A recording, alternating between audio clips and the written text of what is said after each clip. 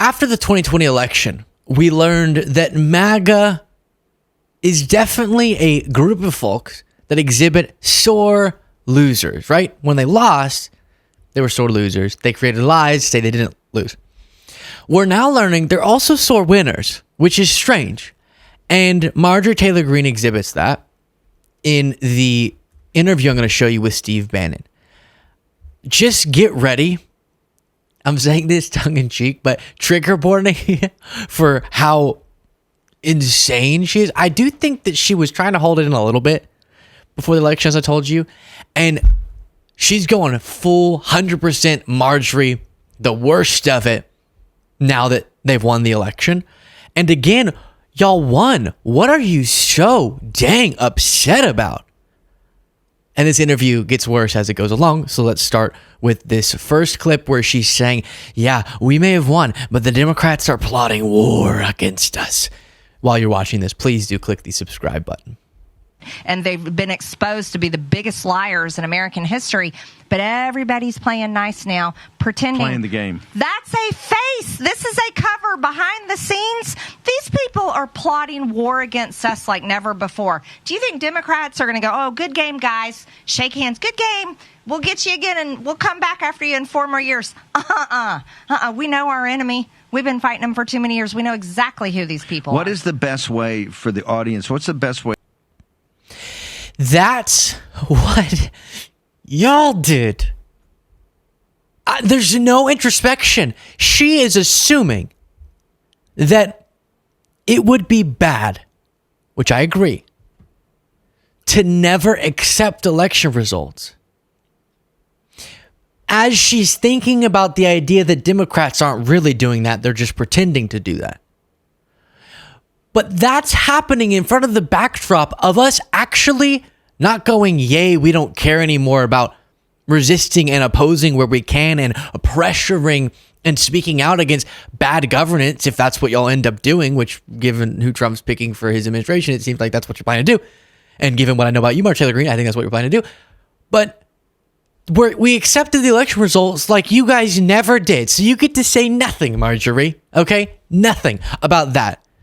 Anything we do, if it were lying about the election results, you'd have to say, well, we did the same thing and I haven't denounced that. The second that you're willing to say our side has done something and is doing something more destructive to our democracy than we've seen in decades and decades by using lies to justify opposing election results, in Trump's case, literally trying to illegally overturn election results, and that's disgusting, and I now denounce it, even though I was one of the most prominent purveyors of these lies. Until you're ready to do that, there's nothing you get to say about us peacefully and unequivocally accepting the fact that the democratic will of the people was ridiculous, but legitimate. Okay. Then we move forward to this. Important. It is one of the most important things we can do. Joe Biden and the Democrats are doing everything they can to build the resistance, create the chaos, destroy the economy, bring all of these horrible criminals, terrorists, you name it, into our country before they go out and drop the keys in President Trump's hand, the keys to the White House. It's critically important for her to do that. Speaker Johnson said President Trump, when he comes into office, he will be stopping the war. We know President Trump is going to stop the war. All right. And then if he doesn't, what are you going to say? There she's saying the two big things that I heard, the war point, but that one is we're just going to see. Will Trump stop it? Will he won't? Or stop them? But on the first two, she says, destroy the economy and let in a bunch of undocumented immigrants. Even though as we've gotten closer from the peak during the Biden administration, as from there to getting closer to the Trump administration, the general trend as Biden, given public outcry and him realizing Republicans won't work with him on this, so he's having to do it through executive actions, has implemented policies that have seen a significant drop in undocumented immigration.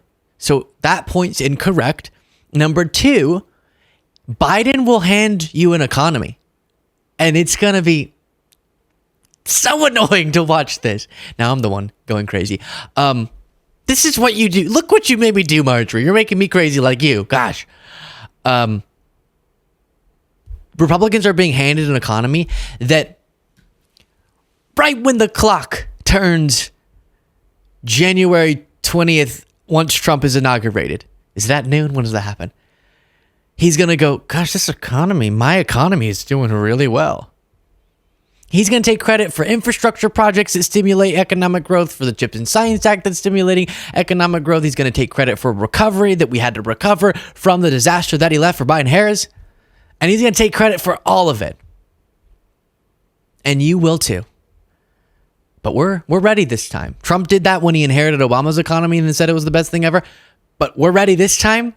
And we're not going to let you get away with it in the court of public opinion. We're going to make very clear that any of these metrics that you're readying yourself to take credit for are not because Trump did anything. And that will refute her point about Biden trying to destroy the economy when he's overseen a very strong economic recovery. Then it's not a Republican talking about politics today if they don't bring up trans people in bathrooms. Remember that the one member of Congress that has sparked all of this again, she didn't spark it to be clear, the fact that she was elected, Sarah McBride, first openly transgender member of Congress, has caused Republicans to go, oh, look, we can get so much airtime off of this. So they're telling their followers to be afraid of something that their followers weren't before this became a big media discussion. And Marjorie Greene is trying to get her political capital off of that by being as mean. That's kind of a small word, but, as petty and rude as she possibly can. On biolabs that have been funded. But hang on. You've been the voice there on getting an accounting. Please. All right, so that's the wrong clip that I just played. So let's just go to the correct clip. I'm the one who played it, but dang it, Jaden, why did we play the wrong clip? Second question. When you walked up to the mic, you had two questions. One was the war. I said both of my questions are about war.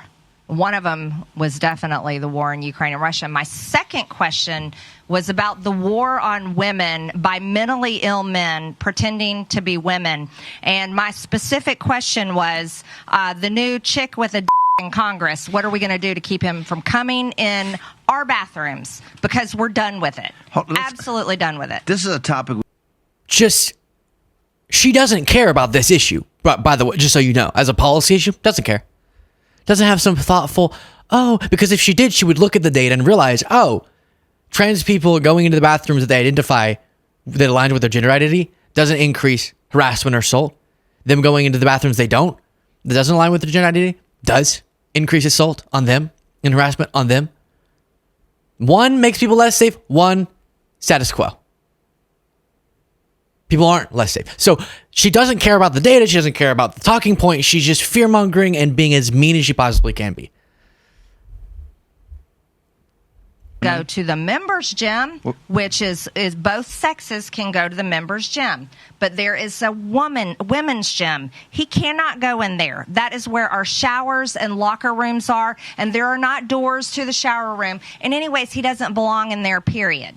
And so my specific question was, are we as women going to be left to physically defend ourselves from a man that has no respect for us as women? And as a matter of fact, is so sick and mentally ill that he thinks he's a woman, dresses like a woman, calls himself a woman, and has the audacity to come and charge in. That's an assault. I see as...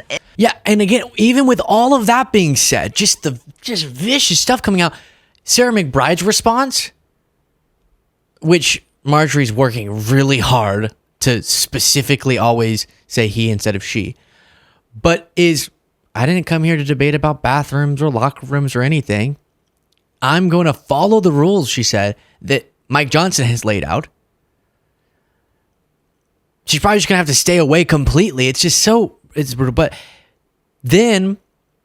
My only focus is working on policies that can uplift people's lives, working on jobs, working on healthcare, working on education. That was her response. Just a vicious, screaming mob and her going, I'm just going to help my constituents. I'm not even going to engage in this debate at all. And I'll follow your rules. Stunning. So where does this hatred come from? I have no idea. But then on the substance, again, when they use that phrase, it's like they don't realize they're trying.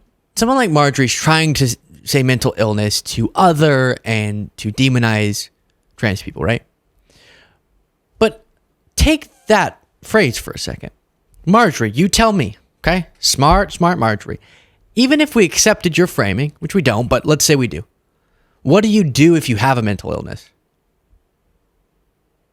Don't you go to medical professionals and doctors? And then the correct step-by-step process is laid out, and you take it one step at a time to help you live a happier, healthier life. So in the case of gender dysphoria, which isn't categorized medically as mental illness, but if the process that professionals guide a trans person through leads them to ultimately fully transitioning and living a life with a different gender identity, and that helps them live a happier, healthier life, isn't that exactly what she would do regardless of if it were described as what she's saying or what we're saying? It is.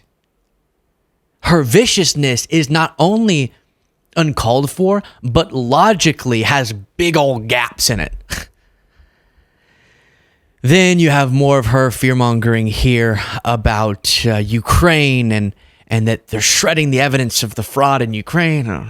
Tell me we're going to get finally, we control the House, we got the White House. Are we finally going to get an accounting of actually where the $250 billion we've already sent over is gone, ma'am? We're going to fight for it, but they've got it covered up. I guarantee you right now, there is the biggest paper shredding, file deleting, dumpster fire burning going on in every single department, especially in the Pentagon and the State Department. They are covering up as much as they possibly can. Guaranteed it's happening. It is going to be so hard for us to overturn and uncover everything that they have done. But here's what they are doing. Don't you love that? And as always, it seems when talking about stories like this, by love, I mean hate. Why is she saying that? Oh yeah, we're going to try to get to the bottom of it, but they have probably shredded and destroyed all of the evidence completely that could ever bolster what we said that we would find if you elected us. Oh, I see. They destroyed the evidence of the January 6th secret Nancy Pelosi plot to do January 6th and make it look like Trump supporters, but then when the Trump supporters are arrested, Marjorie Taylor Greene says they're patriots, but they're also Antifa, but they're also Trump supporters, but they're also...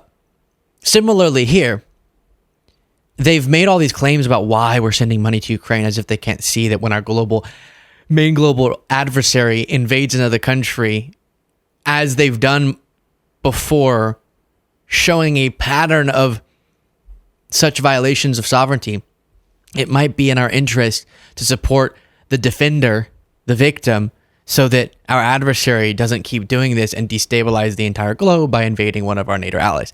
So instead, because that's too complicated for Marjorie. So instead, it's something even more complicated, which is some global conspiracy to funnel money to something in Ukraine, which I still haven't exactly understood. Hunter Biden's prostitutes is probably what Marjorie says. And so that's that. And then final clip, you have her saying this. I'm telling you, it's all, number one, it's attitude and mindset.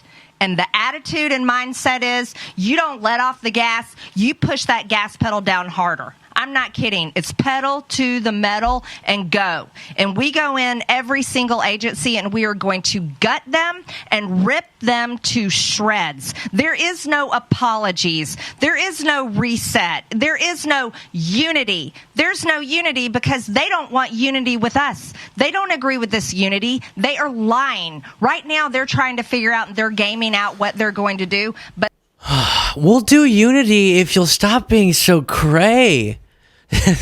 Right? I mean, there are people that think such different things than me on policy, but they're just slightly decent and like democracy. And we can We can get a beer any day of the week. Sheesh. But this, throw it on screen, Jade. This is hard to unite with. And the solution to your problems is not gutting every agency and shredding it.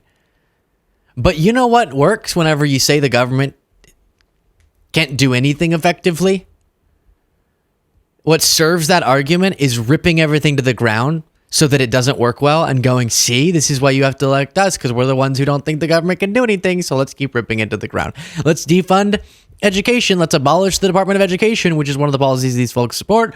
And then we'll point to the fact that our public schools are doing terribly to support privatizing schools, which then exacerbates the haves and the have-nots. That's what Marjorie Taylor Greene's up to. Not just a sore loser when she lost, or her side lost in 2020, and so she has spent years telling lies about that election and calling the people who attacked the Capitol to overturn the election patriots, but also a sore winner.